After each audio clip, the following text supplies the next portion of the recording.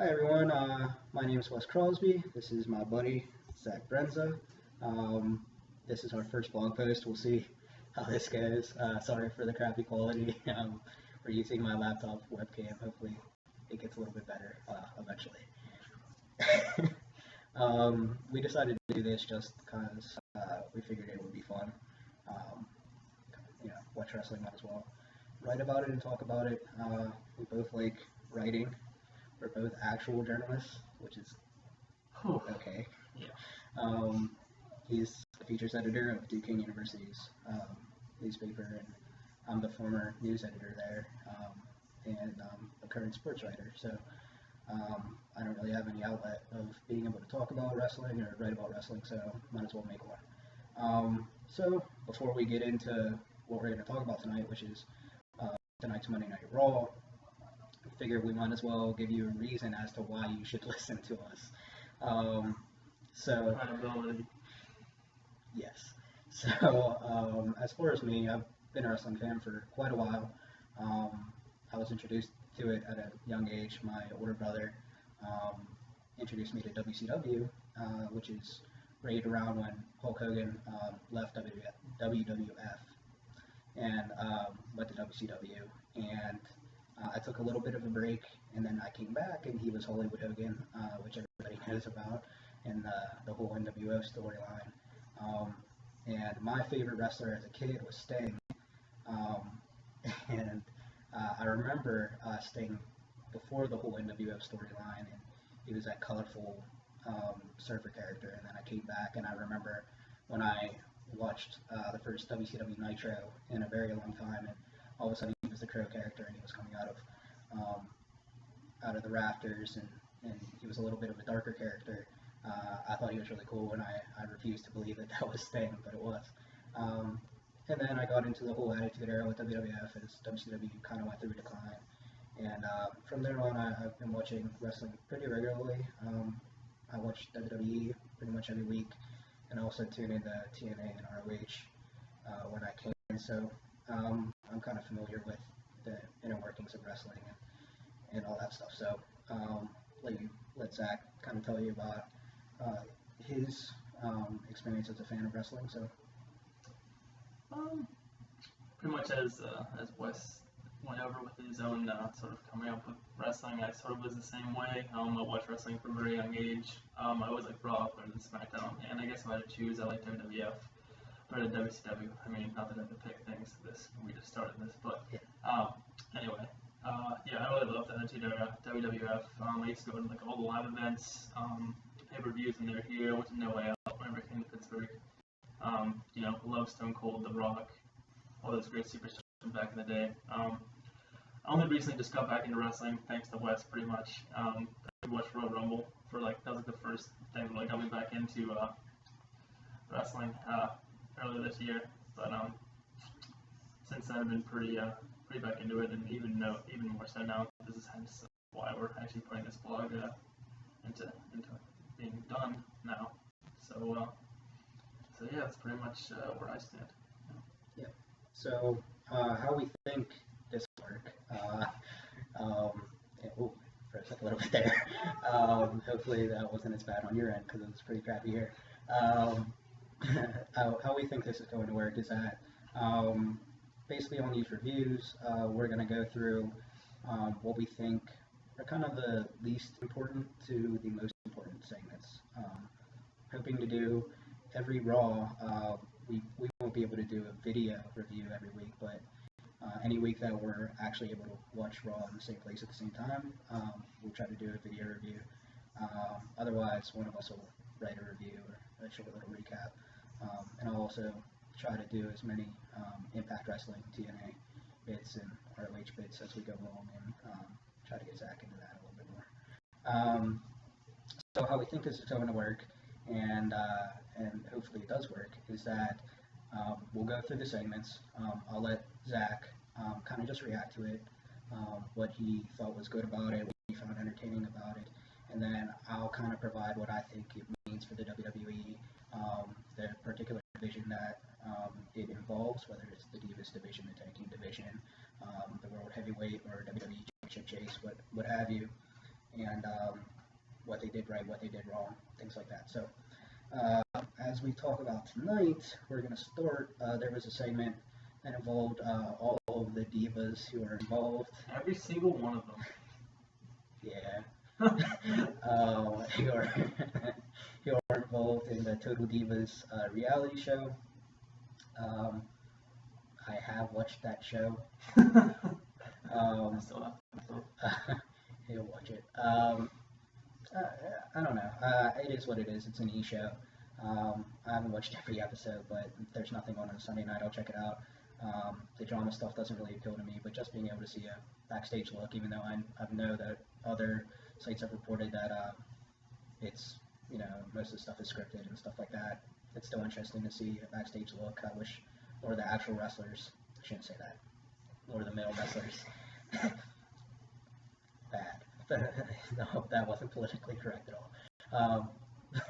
More of the male wrestlers were featured, but it's still a cool thing. And so tonight they had a match involving two of the divas who were in that show, Brie Bella versus Natalia. I actually like Natalia because she can actually wrestle. She did some moves. Sharpshooter was one of them. Yeah. Yep.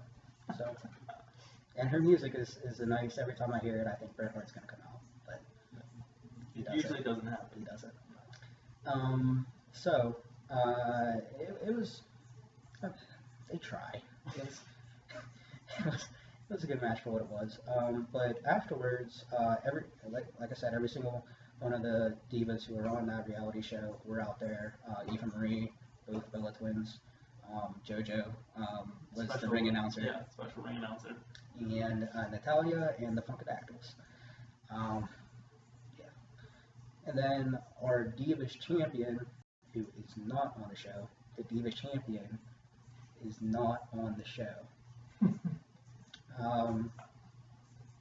Came out and cut a promo. And what did you think about that promo? I thought it was actually good because I feel like most of the time they portray AJ as like this crazy sort of not all there diva, and she's kind of just all over the place. And then the promo sort of actually made sense because the point she was trying to get across, I guess, was that she actually worked for her spot in the WWE, and she earned what she has now as being as the Divas champion. And all the other divas that were there, pretty much literally they're all just in the ring, and she was in the runway. That all the rest of them were just sort of given that because they were like, just pretty faces to say the least, and that she actually earned what she has now, which is the Divas title, and I think that's justified. And I'm not really sure which way they're going to take that as far as storyline, but I thought it was justified because I think most things she was saying was correct, but. Yeah, and I actually tend to agree with that. I think it was a very CM Punk-esque promo. I think it was, to an extent, I think it was reminiscent of his very popular promo, which I have shown Zach a couple years ago, and any big wrestling fan knows what promo I'm talking about. The one that he cut on John Cena prior to Money in the Bank when his contract was expiring, when he was wearing the Stone Cold shirt. Of course it's not that big, but for her it seemed like that was that type of promo, and it's nice to see a diva give that type of promo. Is she the most skilled women's wrestler there is? No, she's not Lita, she's not Trish Stratus, but she's the only one right now that is giving this division any type of legitimacy. And which is sad. I think I would like to see Natalia highlighted in more matches, to go over more matches. I think she took the loss tonight, right? Yeah, it was I think it was like just like a random one of those random pins that she lost to. Brie Bella put her in, and it was just like, okay. So she didn't get the win. I would like to see her featured a little bit more. She's from a wrestling family. Of course, she's Jim the Anvil, Neidhart's daughter. I would like to see her featured more. It's sad that Beth Phoenix isn't around anymore. They don't really have anybody else who can do this division, so it's really AJ or bust right now. And I think tonight it was nice to see her. She's been separated from Dolph Ziggler. Dolph is doing his own thing. He didn't really do much tonight, but he's been doing his own thing, and you didn't see her with Biggie Langston either. It was her on her own, and that was nice to see. Um, and I've talked to Zach about this. I watch NXT, and the girls down there, I think are so much better than almost every girl that's on the main roster. And so I'm looking forward to a Paige coming up. I like Emma. And so we'll see if those girls ever come up. I know that I've heard Triple H doesn't want Paige to come up right now because she's young. But I think if you're ready, you're ready. But as far as AJ goes, I think this was a very good promo. I don't know exactly who specifically it's aimed at. I'm sure it's aimed at the whole division, but who exactly is she going to be an angle with? I don't know. But I think that she's solidly the number one diva. I think there's not really any doubt about that. So, moving on, we're going to talk about the World Heavyweight Championship picture. They have Ricardo Rodriguez with Rob Van Dam now. Because Rob Van Dam is the Latino superstar of the people. Yeah, that was weird. It was, I don't understand. This is one of the storylines that I very much don't understand. And let's be clear, we're both fans of Rob Van Dam. We just don't think that this spot really, we don't understand it.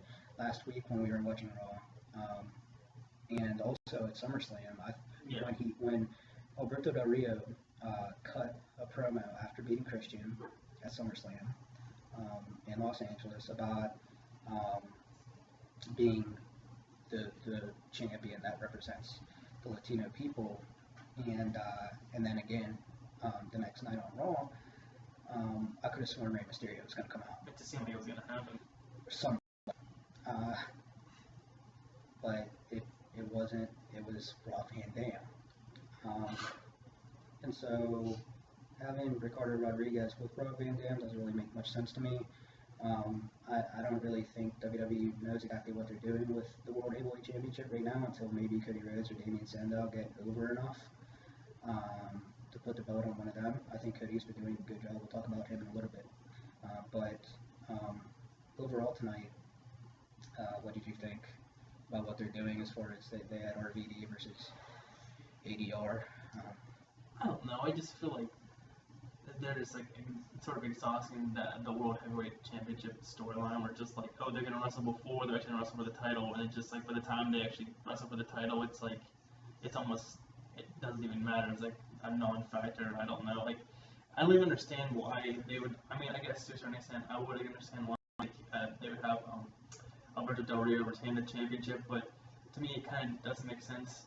On the other hand, because if they bring Rob Van Dam back, I feel like you should have him do something, because people are really excited to see him come back into the picture, wrestling again, and then you just have him just basically as just an opponent for someone to just prolong a storyline until someone's ready to come and be like and take the championship. But I feel they should give him the title for however long they think is right. But I don't. As you said earlier, I think Alberto Del Rio will retain it until either Damian Sandow or Cody Rhodes sort of fills that role. But Yeah, and that's what I think. I thought when Rob Van Dam came back, it was awesome because he's still very skilled in the ring. But I thought he would kind of fill the hole that has been left now that Chris Jericho is doing his thing with Fozzy, I believe.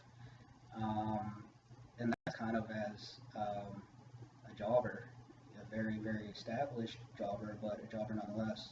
Chris Jericho was losing almost every time he had a match this last run, and I thought that that's kind of what RVD would do, and maybe it still is, but they have him in the World Heavyweight Championship chase right out the gate.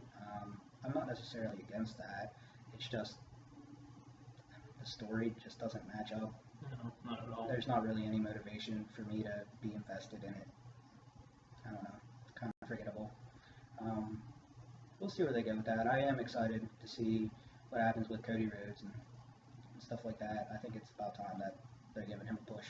And you could really see it at Money in the Bank that he was starting to get over with the crowd a little bit there before Damian Sandow pulled him off the ladder. So we'll talk about him in a second, but something that I actually forgot that I wanted to talk about on our first video was Ryback. Oh yeah. So let's talk about Ryback. I was a pretty big fan of Ryback for a while. I know the whole Goldberg comparisons and stuff, but that's fine with me. He was intense. He wasn't much of a wrestler, but I mean, he was a freight train, and I always had fun watching him wrestle. Pick three guys up on his shoulders and do his spiel. And I was very excited when they had him attack John Cena when his whole feud happened. But I did not think that they should have turned him full-fledged heel. I think he could have been still a face and could have just been chasing the title. I think he was good as a face. He should have remained that way. I think they've completely ruined his character. I know that you agree. Yeah, the spots he's doing now are just pointless. He's not even wrestling now. He just like stupid, like bully promos, I guess you would call them, for lack of a better term. It doesn't even make sense. So I've been really disappointed in that. I think they completely missed the ball with him. I don't even know if you turn him back, if that would do any good. He's not even in a program with anybody. He's just going around in the backstage segments and bullying on catering and the backstage interviewers tonight with Josh Matthews. Yeah, that was just strange. Just like grabbed him by the face. That was what's that proving? Like if you're bullying the Big Show, I mean maybe that's impressive. And bullying Josh Matthews is like bullying me. That's not really impressive. No. So they kind of ruined his character, and I hope they can do something with him. We'll see what happens, but I just wanted to touch on that real quick. Now we actually will go to Cody Rhodes, and they continue his push, which I think is good. Won another match tonight with The Miz as his tag team partner. Fandango keeps on kind of sliding a little bit, which is a shame because his dancer Summer Rae is, well, she is who she is. Sorry. But she's another one of those NXT girls who I think is pretty good. So Fandango continues to slide a little bit, but maybe some type of feud with The Miz can re-energize him, re-energize both of them really. And yeah, Cody Rhodes continues its push. Damien Sandow, I think that whole feud is working. I think it's good. So. Yeah, there's a lot of interaction between the two, but I think for the most part it is working, and it's getting to the point. Yeah, and I think it's about time. I mean, you look at the Rhodes family. They've all been successful. Dusty Rhodes, of course. Dustin Rhodes, Goldust. It was a decent deal in the Attitude Era, and he still, he gets a decent pop every time he comes back. And Cody hasn't really gotten his push yet. He was in the stable with Randy Orton and Ted DiBiase Jr. A while ago, but that didn't really establish him as anything else. And now maybe he's finally getting a big face push, which seems to be working. The crowd seems to be getting behind him, and maybe he's the one. And also, I don't know. We'll see where it goes. I have hope though. I have hope in that one. And then we get to talk about the Wyatt family. They are some of my favorite sports entertainers going right now. I have no idea where it's going. No. But I don't care, because every time they come on TV, it's just pure entertainment. So I'll let you talk about them first. The Wyatt family is very mysterious, to say the least. I mean, the whole entrance where their video comes on and the arena is all dark, and they come out, and then Bray Wyatt is in the does he walk out or does he roll out? I forget. No, he walks out, and they carry. Yeah, the one of them, Luke Harper, I think. Yeah. Carries the chair, the rocking chair. And he basically comes out with a lantern, and then when he gets down the runway, sits in the rocking chair, and and stop for a second. But that's a very interesting storyline and I suppose. I mean, right away they were giving him a big push because they started the feud with Kane, and even at SummerSlam they gave him the push, and where the Wyatt family actually interfered, or the rest of the Wyatt family, other than it was a Bray versus Kane at SummerSlam, and they helped him in the Inferno match and gave him a push, and then they threw Kane out of the ring and really never really commented on what happened after that, but. You know, where's Kane at? No, yeah, he hasn't been on Raw since then. I mean, it's only been a week, I suppose, because last Sunday, but still, either whatever's going on with that. But certainly it's interesting to say the least. It is on the creepy side, but I think that's it gets people interested because even before they came on to Raw, there was there's excitement about who this new faction was, and the first time they came out, everyone was very enthralled with the Wyatt family, I'd say. Yeah. And I was very excited when they first appeared, and I still am. I am about to print some milk cartons with Kane's face on them. Yeah.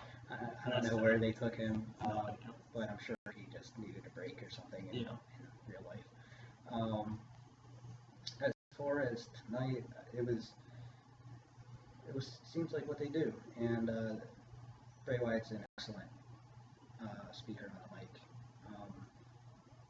I can't get enough of it, and I like I said, I don't know who they're going after next. I don't know who they're going to put in a program with them, but I mean, they're some of the best, going right now, in my opinion, and they just came up.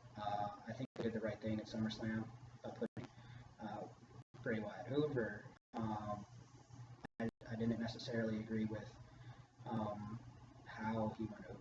I think he should have just beaten Kane clean. The family looked strong, but him needing the family to help him win, I don't think necessarily solidified him as this all-powerful, character. So we'll see where it goes, but they still have me interested, and I think that's the main thing. So we'll see. And then we get to talk about CM Punk. He is my favorite guy going right now. Yeah, probably mine for a second. Yeah, I mean, of course, there's other wrestlers who I enjoy watching more, but they're not around all the time. The Undertaker, The Rock. But as far as a guy who's there, night in and night out, I think he's the best in the business. He's the best on the mic. He's the best in the ring, and he'll even say that he's the best at the announce table. So, tonight he fought Curtis Axel, and it was a fan pool match where they got a choice of what they wanted Paul Heyman to do, but it was pretty obvious that they were going to pick C out of the three choices, because that's what WWE does. They give you two choices that they know that no one's going to vote for, and then a choice that they can pretty much predict that that's what's going to happen. And it was that if CM Punk beat Curtis Axel, that Paul Heyman would have to get in the ring with CM Punk, and I think it was pretty predictable what happened. CM Punk beat Curtis Axel. Yep. And he didn't roll him though. It was a moderately lengthy match, not too long, but it went on for a good amount of time. Right. Curtis Axel's done an okay job. He's your Intercontinental Champion, so of course, CM Punk didn't kill him, but but he did beat him. There's no way that Curtis Axel's going to go over him right now, and so that was pretty predictable. And then afterwards, Paul Heyman trying to get out of it, I thought was pretty funny. Yeah. The refs happened to come out, shove him towards the ring, and then security eventually happened to carry him while CM Punk is like taunting him right in his face. I thought that was good. And then afterwards, Curtis Axel let a blow to CM Punk, which again kind of predictable. But they did handcuff him, and they brought out the kendo stick, which was pretty cool. And CM Punk's reaction, saying, do it pretty much, and a few expletives in there. He is kind of those. Because that's what he does. I hope some of you watched Raw last week and saw him call What out a promo. opinion, Yeah. which was incredible. Um, but again, he's the best going right now, in my opinion. But I don't necessarily like where the angle's going because Brock Lesnar's not going to be around for a while since he has limited dates. So that means they can't use him. So they're putting Curtis Axel in a spot that I don't necessarily think he's ready for. I don't remember the last time he defended the Intercontinental Championship, No, he didn't. but it's not going to be against CM Punk. No. CM Punk at this point is bigger than the Intercontinental title, so he's not going to be in in a program that has him going for that championship. So I don't know. What do you think about it? As we talked before, I think it makes sense to sort of continue the CM Paul Heyman feud. I feel like Curtis Axel was just along for the ride. He doesn't really have a spot in there, but he's pretty much the only option to, as far as superstar, to have a feud of sorts with CM Punk. So he just kind of thrown in for, just to perpetuate the storyline. I mean, there's not really any other option. I don't really know. I mean, as toward the end of Raw today, CM Punk had refused much attention. Then there's a promo with Brad Maddox, and basically it's CM Punk versus Curtis Axel and Paul Heyman at Night of Champions in an elimination match. So if CM Punk were to defeat Curtis Axel, then he would face Paul Heyman, and there's no stipulation involved where Paul Heyman can't run away, something of those sorts. So I guess that maybe we'll put an end to the feud and the storyline. I can't really see where else they can go after this, because Lesnar's probably going to come back again. Gone for a while. Yeah. I don't know. I agree that it's a case where they want this angle to continue.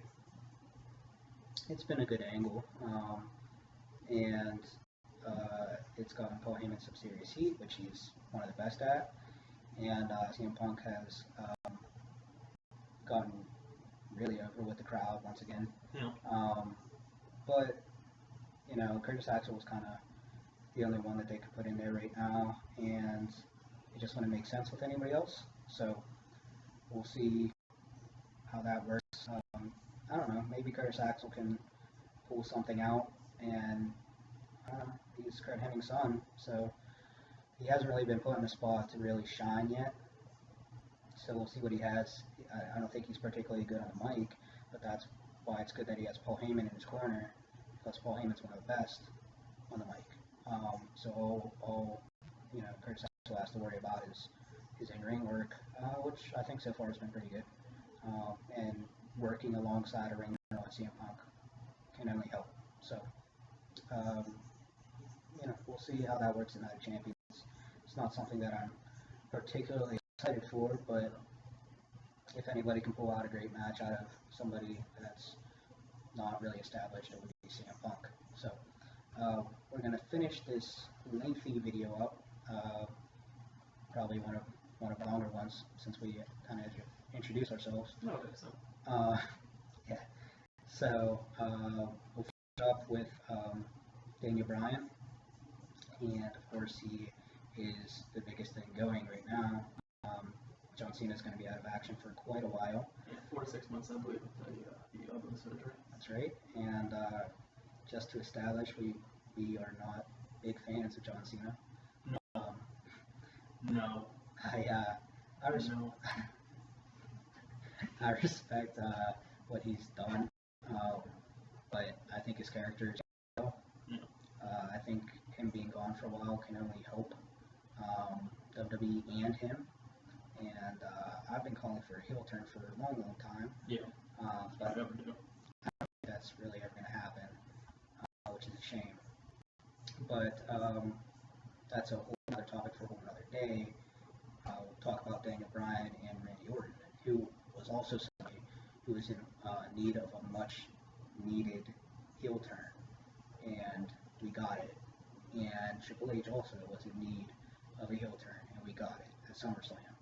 People have been complaining about Daniel Bryan's shine being stolen from him at SummerSlam, but those same people have been complaining for quite a while that Randy Orton needed a heel turn, and he got it, so I don't really know what the big fuss is about. But tonight was, I think, another good continuation of the angle. It started out with Triple H calling out Randy Orton and giving him a Cadillac Escalade, which as soon as somebody introduces a car into a storyline with wrestling, you know what's going to happen. It's going to get messed up. That it was a kind of a story that went over the 3 hours. Of course, the car got messed up in Daniel Bryan's in a special way. Yes, being painted all over it. The Escalade, I believe Michael Cole referred to it as. Yes, it was the Escalade. So that was entertaining. Daniel Bryan is another guy who is one of the best in the business. I always love watching him. And he had a gauntlet match versus the Shield tonight, who the Shield have kind of turned into. They turned into the McMahon's heavy, pretty much. I'm not a fan of this whatsoever. Yeah. Anyway. It seemed like the Shield was kind of dying down a little bit, especially with the introduction of the Wyatt family, another three-person group. How many person groups can you have? You have 3MB who are completely irrelevant. Yeah. The Shield, who were red hot a while ago, and the Wyatt family, who are now pretty hot. So now they're kind of trying to just reintroduce them as the McMahon's bodyguards and enforcers. So tonight, Daniel Bryan had another gauntlet match. This is his second gauntlet match in the past 3 weeks.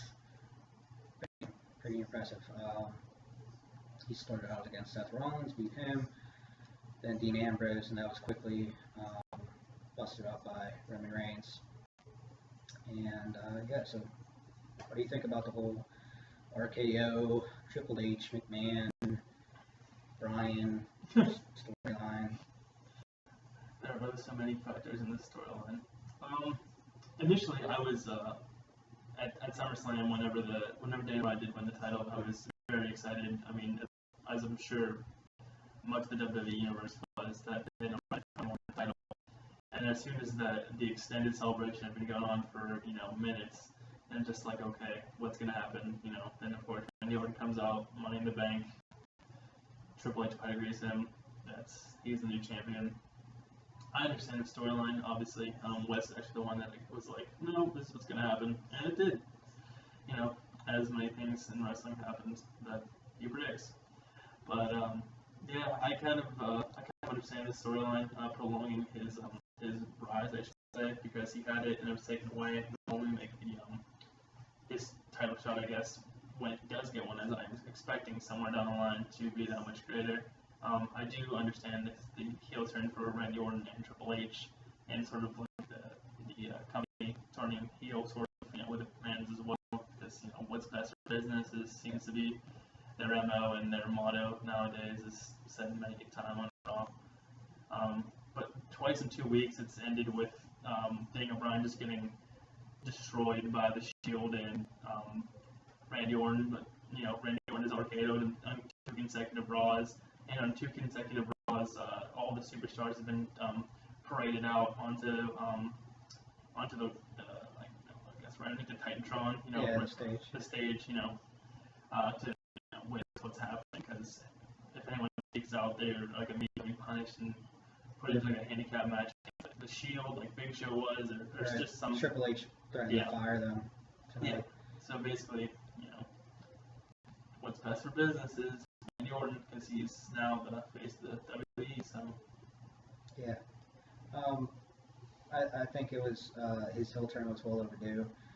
I'm never a big Randy Orton fan, even as a heel, but I understand that he's a much better heel than he is a face. As a face, he's one of the most unwatchable WWE superstars there is. As a heel, he's a legitimate title holder. Triple H has always been better as a heel, in my opinion, except for when he was with the Generation X. And even then, a lot of the time, he was a heel. So I think that was long overdue, and I'm glad that they did it. And as far as what they're doing with Daniel Bryan, I understand that a lot of people think that they stole his spot, but he'll get it back. He'll get his title shot at Night of Champions. I don't expect him to win there. I expect him to get screwed again, but I do believe he will eventually get the WWE Championship back, and I think that chase for the championship will only endear him more to the crowd as they kind of rally behind him, and the more odds he has to overcome, the greater the impact it'll have on the crowd and on how they feel about him. So I think so far so good with what they've done. I am hoping that eventually Bryan gets a shot, and that it doesn't just happen so that this program lasts for a while, and then maybe he gets the title or something, and then only carries it until Cena comes back, and then it transitions back over. I don't know. I don't even want to get into the plans around WrestleMania season yet, because that's probably around when Cena will be back, probably around Royal Rumble. Is what I'm guessing. So, but so far, this is kind of the best stuff that the WWE's put out in quite a while. It's interesting. It gets me to tune in every week. I mean, I did anyway, but it gets me excited to tune in every week, which is big, especially with football season right around the corner. It gives me a reason to watch Raw and then flip to Monday Night Football instead of the other way around. With Cena being the top dog for quite a while, it's been stale, and I'm glad somebody else is getting a push and put in the limelight, even if one of those two people who are in the limelight is Randy Orton. So I think that's it for this week. Again, this was a very long video. We don't plan on these videos being this long, probably. No, just kind of got away. Yeah. That was the first one, so. Right.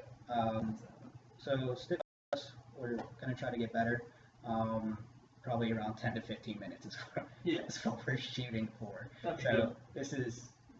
this is going to cut down. But hopefully you found our insights entertaining. If you have any tips on what we could do to improve, please provide them. We're more than willing to listen to them. And so, with that being said, I hope you enjoyed it. This has been Wes. This is my main man, Zach. And we'll see you on the other side. So, see you later.